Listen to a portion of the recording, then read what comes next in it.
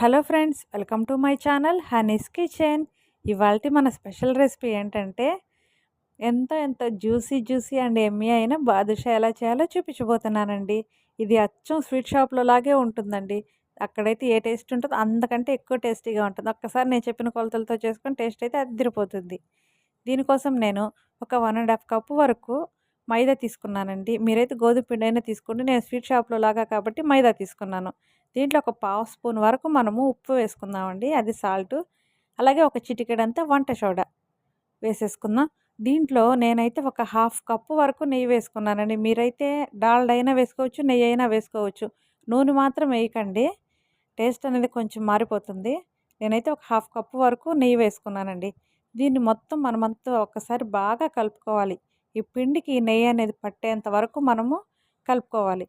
మనం దీన్ని గట్టిగా ముద్ద చేస్తే ముద్ద అనేది ఏర్పడాలి. చూసారు కదా, ఇలాగా చేసుకొని పెట్టుకోవాలి.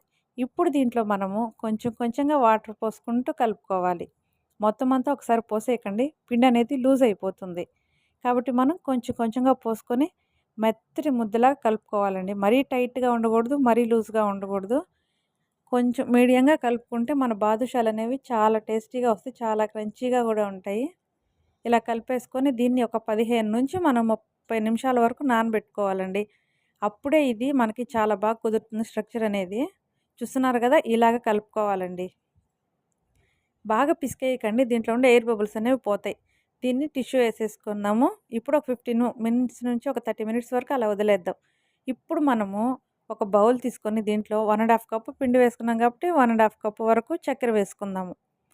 వేసుకొని దీంట్లో ఒక 3/4 కప్పు వరకు వాటర్ పోసుకున్నానండి. ఈ వాటర్ అనేది కరిగేంత వరకు ఉంచుకోవాలి.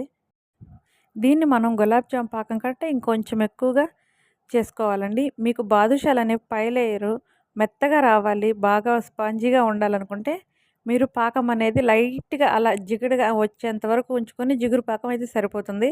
లేదు మాకు క్రంచీగా కావాలి, పైన లేయరు క్రిస్పీగా ఉండాలనుకుంటే మీరు కొంచెం తీగ పాకం వచ్చేంత వరకు ఈ చక్కెర అనేది మరిగించుకోండి. ఇప్పుడు దీంట్లో ఒక పావు స్పూన్ వరకు ఇలాచీ పౌడర్ వేసుకొని ఈ సిరప్ అనేది పక్కన ఉంచుకోవాలి. ఇప్పుడు ఒక బాండీ పెట్టుకొని దీంట్లో మన బాదుషాలను మునిగేంత వరకు ఆయిల్ పోసుకోవాలి. ఇప్పుడు ఈ ఆయిల్ అనేది కొంచెం హీట్ అయ్యే లోపల మనము చిన్న ఒక పెద్ద నిమ్మకాయ సైజ్ అంత పిండి తీసుకొని మనం బాదుషాలు అనేవి ఒక్కొక్కటిగా ప్రిపేర్ చేసుకోవాలండి. పిండి చూడండి ఎంత సాఫ్ట్గా ఉందో. మరి గట్టిగా ప్రెస్ చేసేయకండి, దీంట్లో ఉండే ఎయిర్ బబుల్స్ అనేవి పోయి మన బాదుషా అనేది పగలదు, గట్టిగా అయిపోతుంది. అందుకని చూస్తున్నారు కదా, ఇలా చేసుకొని మధ్యలో హోల్ పెట్టుకోండి. చూడండి, ఇలా చేసేసుకోవాలి. ఇలా ఒక్కొక్కటిగా మనం చేసేసుకొని పక్కన ఉంచేసుకుందాము. వీటన్నిటిని ఇలా చేసి పెట్టుకునేలోపు ఆయిల్ అనేది లైట్గా హీట్ అవ్వాలండి. మంటనైతే హైలోనే పెట్టొద్దు. ఇవి చేసేంత వరకు సిమ్ టు మీడియం అడ్జస్ట్ చేసుకుంటూ ఉండాలి. చూడండి, ఇవన్నీ రెడీ అయిపోయాయి. వీటిని పక్కన ఉంచేసుకొని మనం ఆయిల్ అనేది ఒక్కసారి చెక్ చేసుకోవాలండి. ఆయిల్ అనేది మన వేలు తగిలేంత వరకు మనకి ఎంత వేడి అయితే పడుతుందో అంతవరకే పెట్టుకోవాలి. ఇప్పుడు ఒక్కొక్కటిగా వేసుకోవాలి. ఇలా వేసుకున్న ఇవన్నీ వీటికి ఇవే పైకి తేలేంత వరకు మంటని సిమ్లోనే ఉంచుకోవాలండి. పైకి తేలిన తర్వాత మీడియం టు సిమ్ పెట్టుకుంటూ వీటిని రెండు వైపులా బాగా కాల్చుకోవాలి.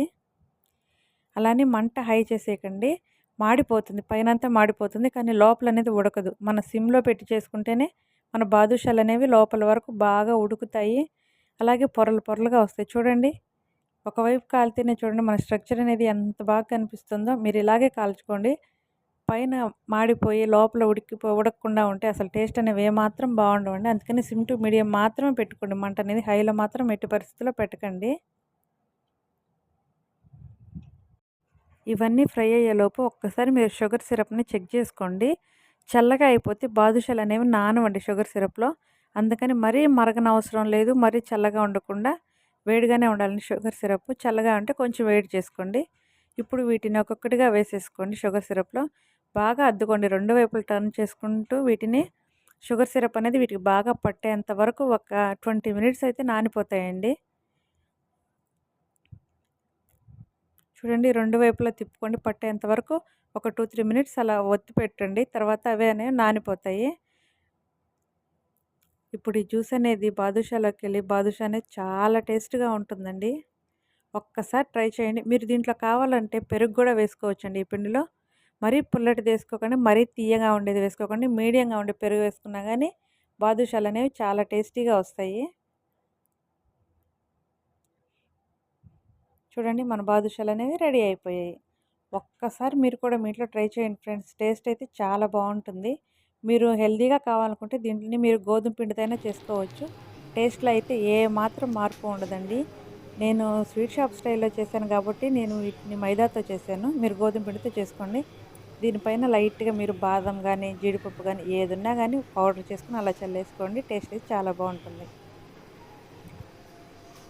ఓకే ఫ్రెండ్స్, మా వంటలు గనుక మీకు నచ్చినట్లయితే ప్లీజ్ అండి మా ఛానల్ని మీరు లైక్ చేయండి, షేర్ చేయండి, అలాగే సబ్స్క్రైబ్ చేయండి. మరెన్నో వంటల నోటిఫికేషన్ మీ దాకా రావాలంటే ప్లీజ్ అండి బెల్ సింబల్ని ప్రెస్ చేయండి. Thank you all.